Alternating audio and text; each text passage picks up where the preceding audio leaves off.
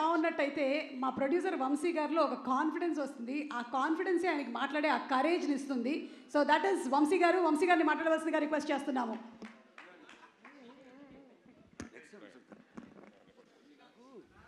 Good evening everybody. ఇప్పుడు దాకా అన్ని ప్రెస్ మీట్లలో బాబీ గారి గురించి, తమన్ గురించి, లేకపోతే బాలకృష్ణ గారి గురించి మాట్లాడి మీకు బోర్ కొట్టినట్టుంది. నా సైడ్ నుంచి చెప్పాల్సిన ఫస్ట్ ఇన్ఫర్మేషన్, కొంచెం లేట్ ఓపెన్ చేసాం కానీ వైకుంఠ ఏకాదశి అని మంచి రోజని బుక్ మై షోలో టికెట్స్ ఓపెన్ చేసాం. తప్పకుండా అందరు టికెట్స్ కొనుక్కొని బాలకృష్ణ గారికి పెద్ద ఓపెనింగ్ ఇవ్వాలి. ఫస్ట్ అది చాలా ఇంపార్టెంట్ నాకు.